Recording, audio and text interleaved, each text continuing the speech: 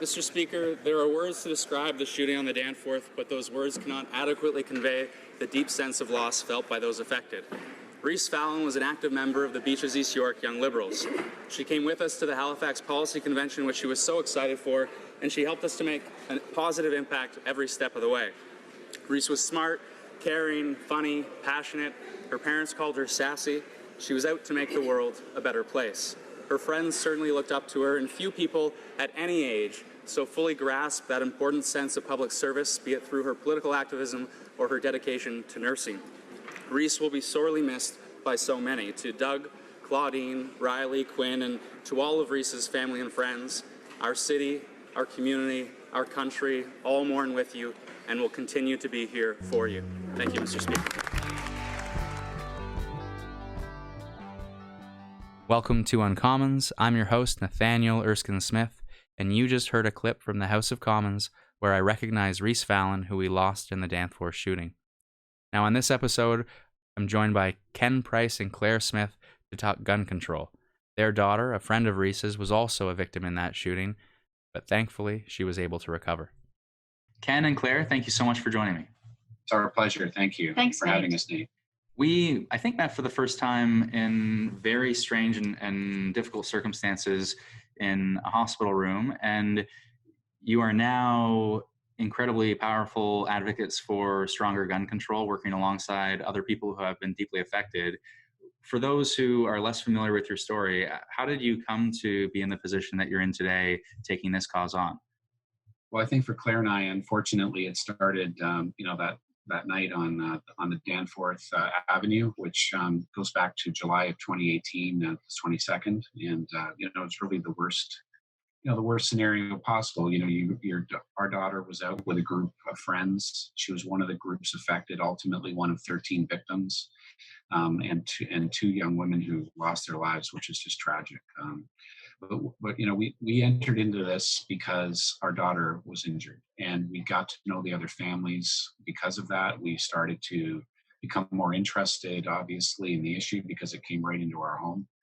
We started to reach out to others who'd gone through this and try to research, what was happening. Because I think from our perspective, very early on, it was about, okay, this has now happened to us. This seems to be happening too much to people. What can we do?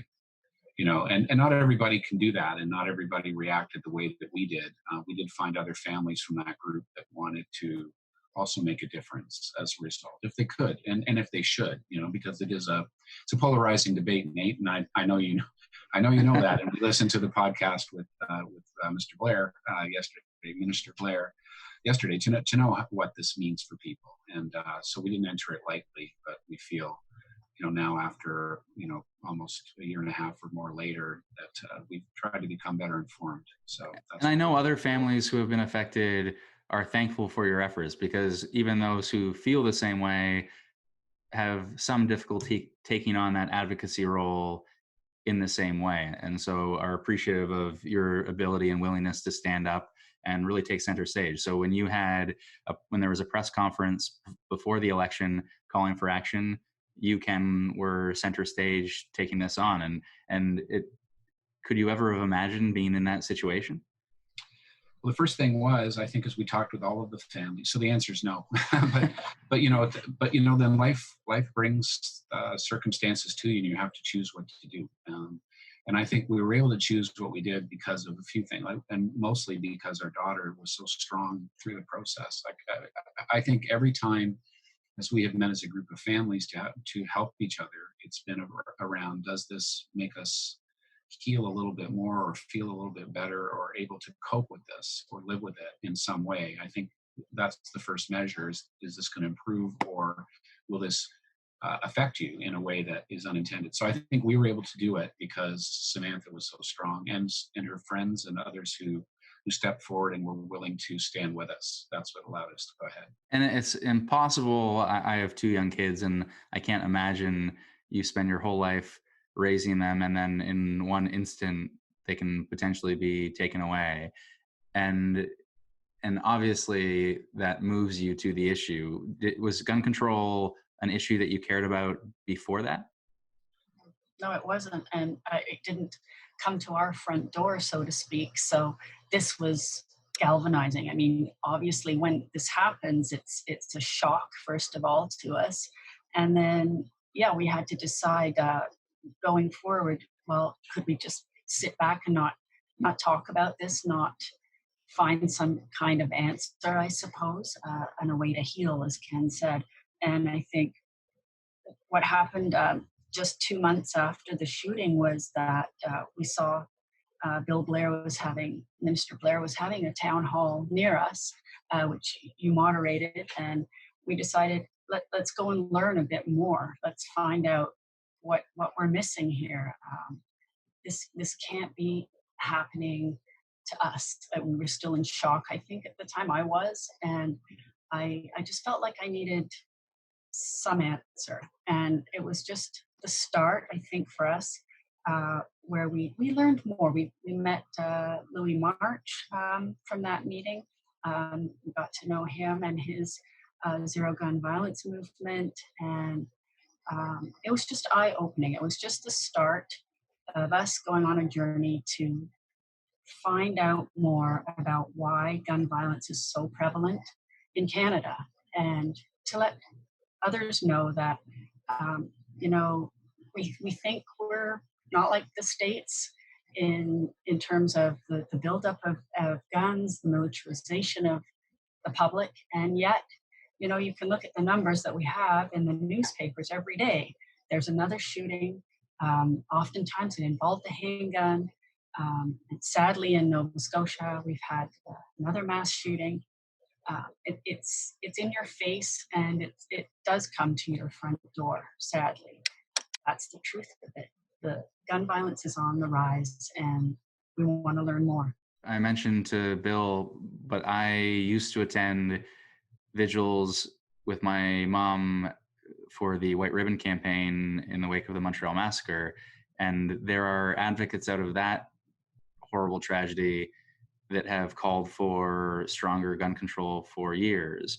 And have you found similar voices who have experienced something very similar to yourselves from other horrible events? And have you come together in some way?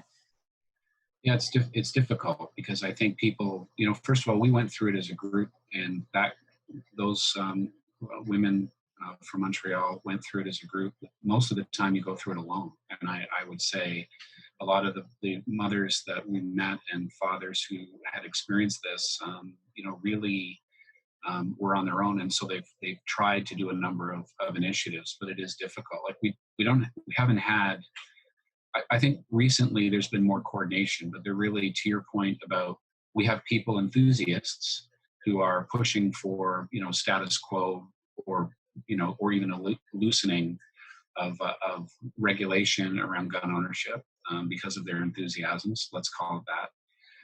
And on the other side, there's been attempts, I think, to try to consolidate that voice, but it's harder.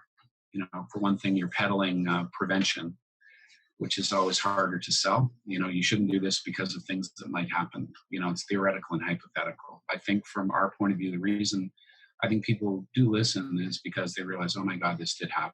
And it did happen to these folks. So when we look at cold statistics on a page, then when that turns into a person, you know, and someone, a loved one, and their friends, then wow, it takes a whole other level emotionally to want to come into this discussion. So yes, Yeah, we've met lots of folks, amazing people with all kinds of different stories, and there are many out there who are living with this, because you never stop living with it. I feel the same way, and yet so much more removed in many respects than yourselves, who have had a daughter directly affected. I remember in the immediately morning after I'd gone to sleep, seeing that it had happened through news updates on my phone, but not knowing the connection, as it were, and waking up and getting text messages, and then 8 a.m. being with Nor and her friend and her friend's mom, and you know, our young Liberal president saying to me that morning, I haven't been able to sleep. Every time I close my eyes, I see my friend, I see it happen. And I will never in my life forget that. And yet I'm removed from the direct experience that you would have had, that you would have felt that all that much more acutely. I think a lot of people feel that way, Nate, and frankly, The community feels it. yeah, It's everybody's issue, and we all feel it, and that's why it's important to talk about it when you need to, and to support one another, and find people that can help you. and it also expresses that victimhood has a multiplier. There is the person that's directly affected. There's their family, the community, all of the people that witnessed it, the first responders that deal with it, the people that care, as you did, from a point of view of what do I do, and then all of the folks who are, dealing with things at the hospital. The doctors who have been some of the most powerful advocates we've had. Exactly, because I think they said, look, we see this, in the same way that we've listened to them in the current pandemic. Look, this is what we're seeing. And that's been a very powerful, I think, incentive for us to do the right thing at home. And a number of them have, for the same similar reasons, said this is what we're seeing. And, we're seeing too many homicides and suicides by very powerful weapons. We think some things need to change. They've expressed their ideas. We're aligned with really all of them. So that's been part of the conversation. But to your point, victimhood. So every stat, every single person represents a number of people, a lot of people in the community that are suddenly without that person for reasons that are very hard to understand, and typically at the end of a very violent death. These are weapons. Like we also, I think the other part of it is we have smooth talk around, what we're talking about here. What are we? That Philadelphia start. What are we talking about here? What we're talking about are weapons of the very high, the top of the pyramid of weaponry, that you can hold and own. And it deserves that kind of respect and consideration. It's not like owning anything else. And we have seen yourselves and advocates call for action, and just recently we've seen some action. What was your reaction to the government's recent announcement? Well, I think we felt really good for groups that have been at this for a long time. So to your point, this is a conversation that really sharpened in its focus in 1989, because I think it said, here's a person who was legally entitled to have a certain kind of weapon that was extremely powerful and able to do a lot of damage in a very short amount of time because of a moment of hatred and or despair. So at the end of this, you have this tremendous, and then that really, I think, said, okay, well, wait a minute, we haven't really dealt with this. So then there was some action leading up until around the mid-90s, and then really not much, and then even a loosening of regulation. So what it said to us is, this is an immediate and corrective action that is not perfect. And I don't think it was announced as such. We said immediately, let's get 105,000 weapons from 72,000 owners out of circulation right now, because we know that whatever the next legal framework is, which will be subject to debate, we'll take these out. So, and then we will suggest the criteria, and I'm sure that part of that suggestion was to get the very kind of feedback you're getting, which has been enthusiastically expressed on both sides. It didn't go far enough, it went too far. What about these? What about my shotguns? That's useful, I think, discourse. And then maybe there'll be some corrections. I certainly heard that in what the minister said yesterday and has said at other times. But to be clear, this was the low-hanging fruit of this discussion. This was owed back to that first group of women in Montreal in 1989 to say that weapons like the one used there were not to be, even introduced into the Canadian marketplace, and yet here they are. So let's take them out. That's the way we took it. And we have, I think, a lot of the same questions. And I think it's great that, and frankly, coming at this from a completely apolitical stand, I have to give props to, you guys are taking all of the heat on this, and that doesn't seem fair. I certainly hope the other parties who are like-minded will step forward and start to put their shoulder to the wheel, because they've been very quiet. We don't want to make this a big political discussion, but credit where credit is due. You guys said you were going to do something. So while we may agree it took a little longer than we'd hoped, eventually you're coming through, and that's really super important for the country. And you have written recently about the announcement to say thank you, and now what's to come, what's next. And obviously we lost Reese because of a handgun that was stolen from a shop in Saskatchewan, your daughter was injured because of that same weapon. And what do you want to see when it comes to handguns? What do you want to see when it comes to future action on gun control? Yeah, I think first of all we have to recognize, where we are and figure out what the objective is. I mean, if you start to get into the stats as we have unfortunately, now done. I mean, you realize that Canada is very military. I mean, that's the wrong word. Like, there's a high degree of gun ownership, and that has to be acknowledged and certainly respected. I mean, we have, like, I think it's 34% or 31 to 34%, something like that, gun ownership. Like 34 guns per 100 people.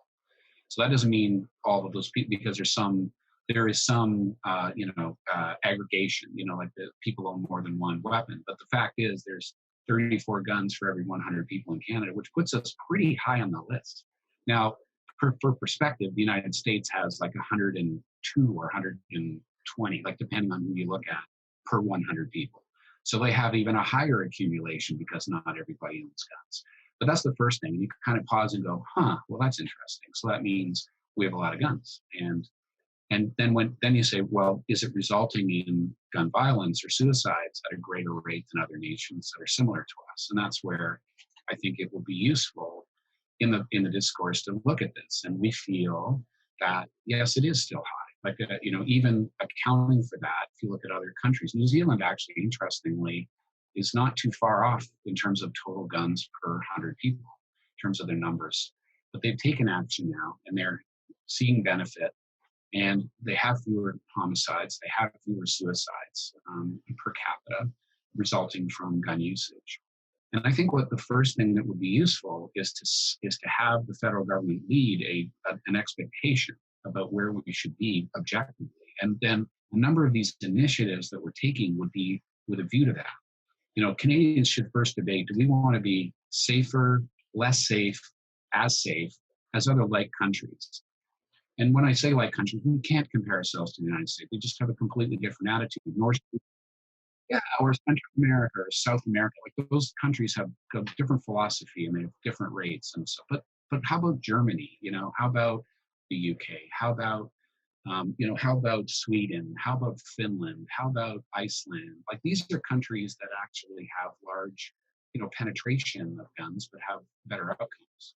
And I think we need to say, like, why can't we be number one? And so from our perspective, first of all, I think our objective should be to cut the number of homicides and suicides in half. That would put us kind of in the better side of the pack, of those like-minded countries. So the first rallying cry for all of us, including gun owners, should be, let's cut this thing in half, and let's take measures and let's keep measuring this until we get to that point, because then we will have the kind of public safety outcomes that would I think reflect Canadian values, which is another discussion that we've had. Canadian values are to keep each other safe and to look after each other, and frankly, that should be the rallying cry. So I realize that was kind of a long-winded diatribe. No, but I think that is useful to frame the ongoing conversation, because I think that's right. And frankly, I think as a starting point, we ought to say that our goal should be to significantly reduce homicides and suicides as a result of guns. And so with that goal in mind, there are some measures you can take to curb the private possession of guns, where there's diversion into the illegal marketplace. So many people do point to the United States as a source of guns. And so obviously there has to be work at the border too. We know, though, based on at least Toronto police stats, that a significant percentage, still not a majority, but a significant percentage of crime guns are sourced domestically. And so there are rules and potentially new and stronger rules that need to be put in place, certainly around storage, which Bill mentioned the other day. I've long thought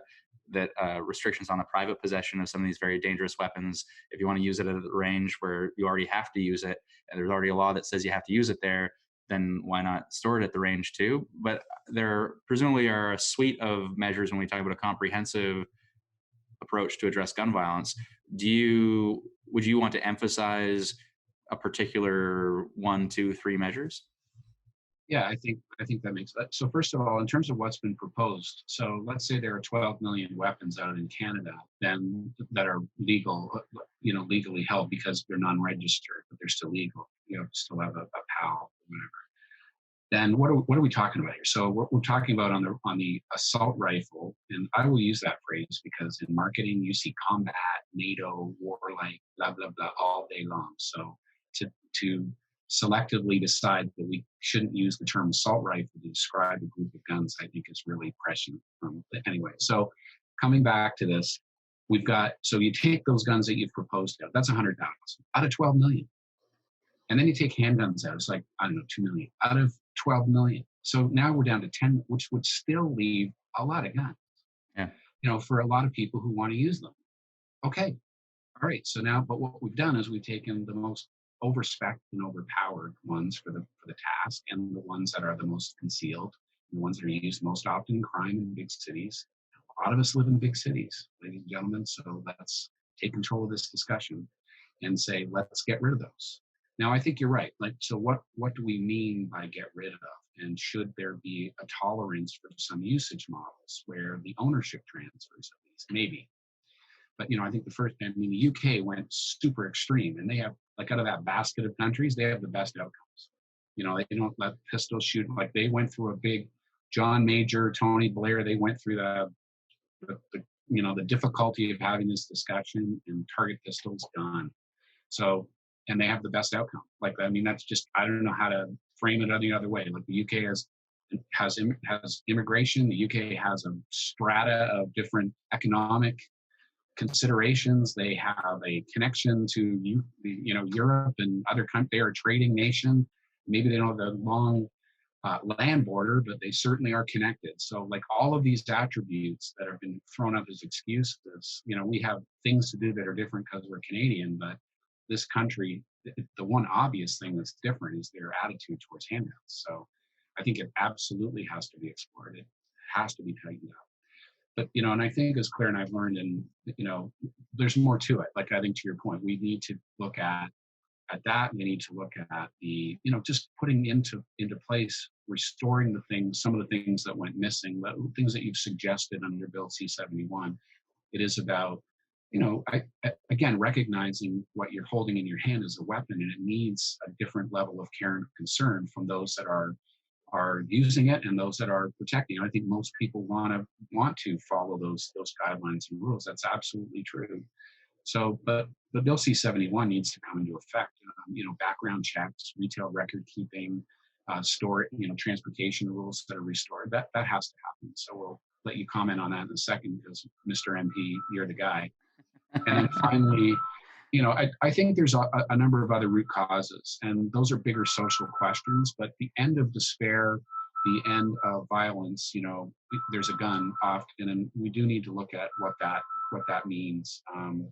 And if there are, strong institutions, strong school systems, strong health, like we're realizing through this pandemic how much we lean on these things, and it's true for the gun violence crisis. The strength or the weakness of those institutions will help to address the very root causes that you're talking about. So that's a big conversation. But that does not excuse in the short term the very tactical things you've suggested. So we are 100% about taking these measures on gun control for those categories of weapons. We are about the regulation around the ownership of guns that you've described, and it doesn't have to be any more arduous than that. And finally, there are some bigger societal questions that I need to ask, I think, too.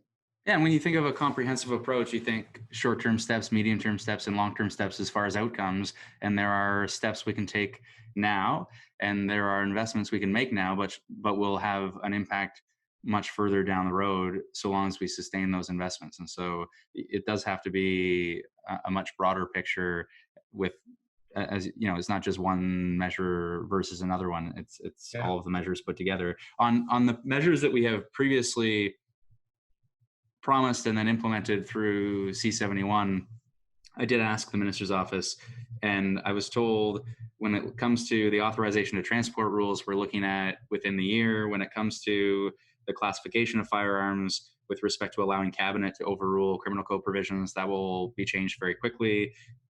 Very quickly for government, I assume, means months, but I don't think it means tomorrow. Okay. And on the background checks, which I viewed to be the most significant change out of C-71, I was told that there is not a delay because of COVID. So then the good thing is there's been no delay as a result of the pandemic in terms of the forward movement on any of these issues, but that we're looking at a 12 to 24 month timeline because of RCMP IT systems, I was told. I don't know. I don't know the full details of that explanation and timeline, and hopefully it's closer to the 12 than the 24. But that's the best answer that I was able to glean from the minister's office in advance of our chat. And then in terms of our promises going forward, it's funny sometimes you hear this ban on assault rifles is undemocratic, and we literally had this in our platform as one of the top 3 issues we ran on, and we won the election, and that's how democracy works. But we also promised not a ban on handguns from the federal government, but to give municipalities the ability to ban handguns. And I have always been skeptical of this idea, and I worry that then it puts the onus on people like you to go city by city by city trying to change rules at every stop. And how can that plausibly work? I just don't know. Yeah, I think we're the same. Like, we've talked to people who have looked at this too, because it's been proposed in the past. I think what it reflects is the minister telling his cabinet there's some regional resistance, to this idea. But the simple fact is we all live in a community together, and Saskatchewan gun, Toronto streets, that's just the way it is. And, I think we've started to think about this in terms of reducing, nothing's going to be perfect, but we have to reduce the potential points of failure. So where are they? They are because of people having them in their homes, and often because they're then accessible for not only homicide, but suicide. And that's tragic. That's a problem, and then the second part is related to, retail, which we don't really talk about. And one of the organizations all over that, there are, reminds us there are 4,000 or greater than 4,000 gun retail shops across the country, which means you have inventory, you have security vulnerabilities. And it's not like these folks don't work hard at that. It's just you can't be perfect. But I come back to that one statement, and to make it personal. So what is the cost of one mistake? It's huge. It's the loss of Reese Fallon. It's the loss of Juliana Kozis. It's my daughter shot in the hip. And you live with that. That's just not right. So even if you cut it in half, to put a number back up, it looked like something like 2 per 100,000 are what we're talking about here. So what is 100,000 people? Well, that's like the size of our riding, right? So that's a person in the Beaches East York that we're giving up every year because we haven't done anything.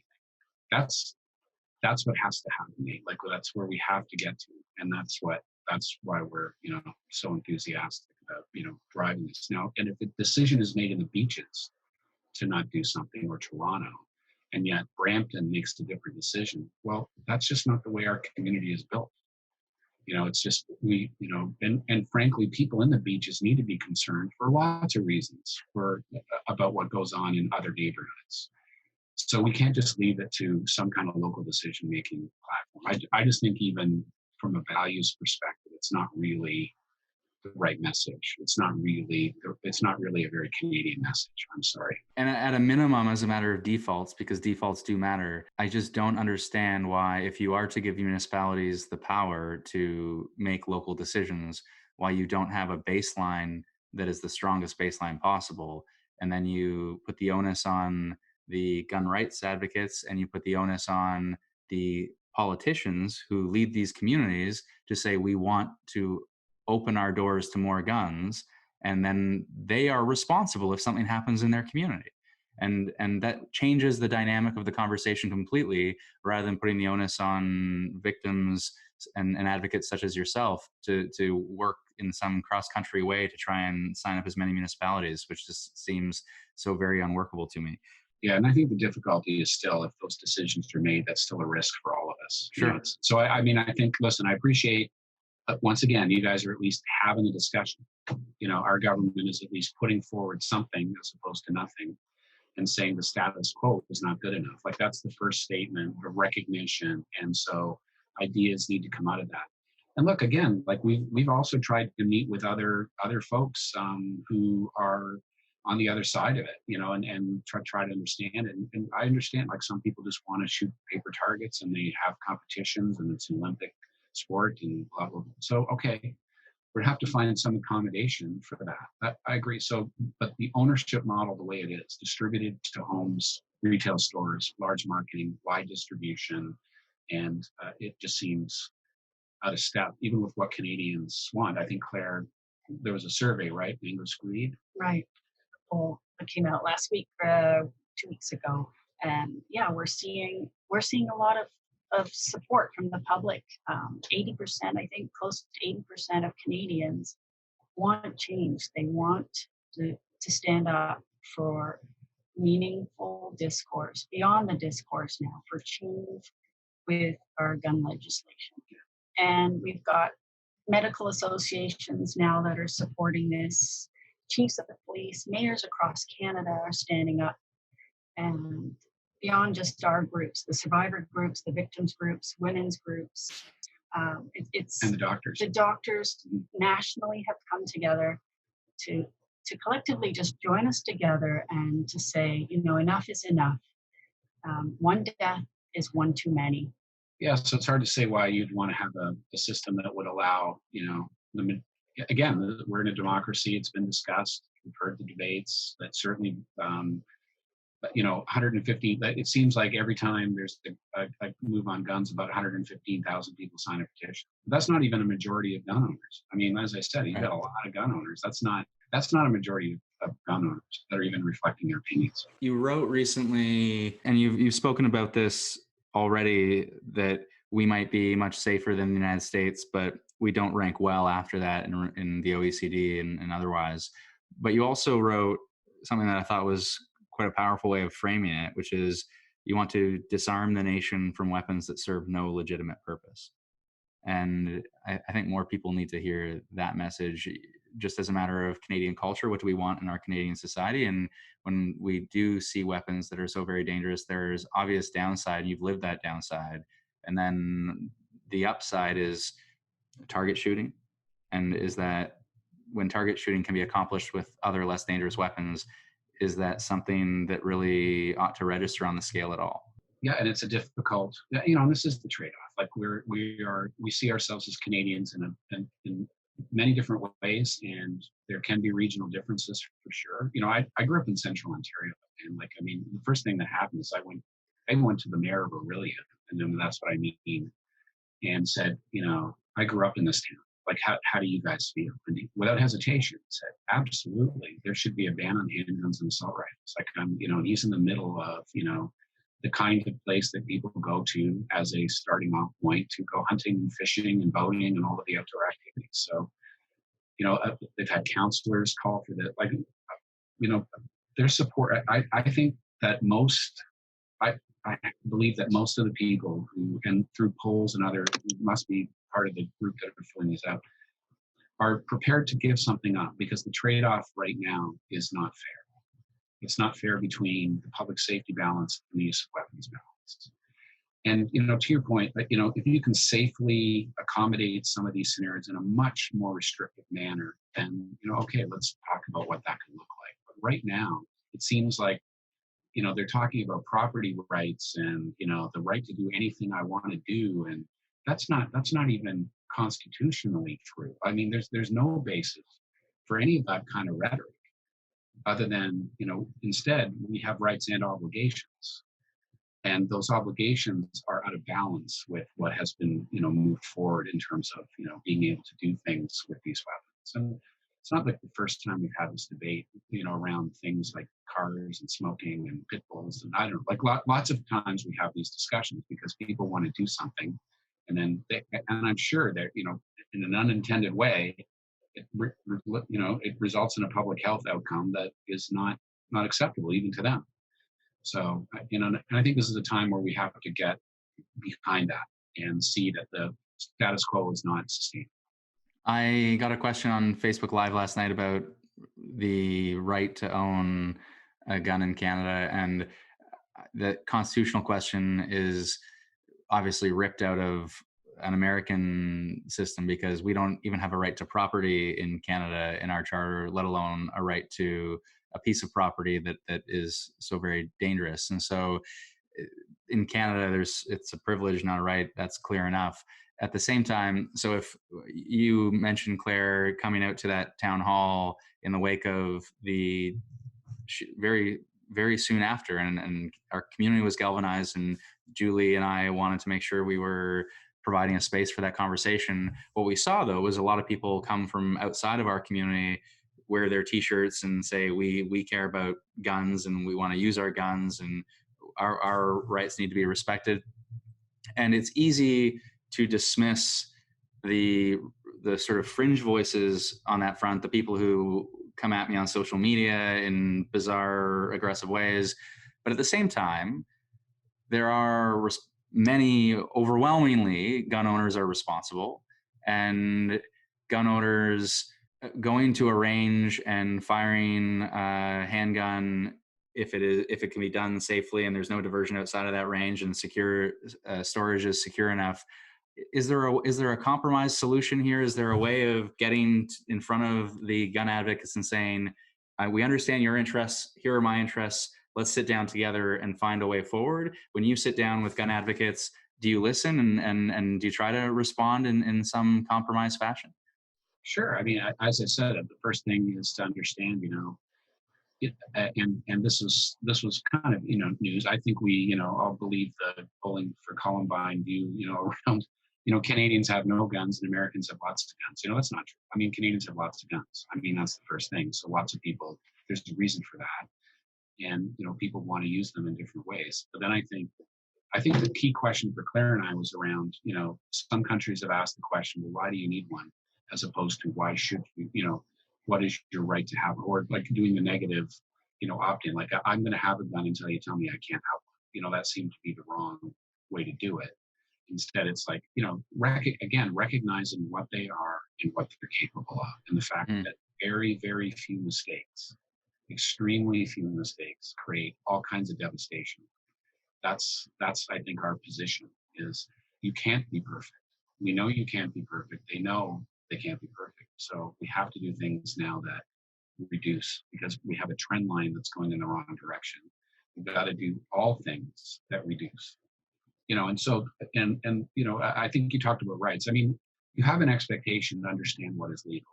So I think that's fair. And I think the government needs to be clear on that. And I think they're trying to move now to say, this is what we need, and update things that have fallen out of date. So that's good.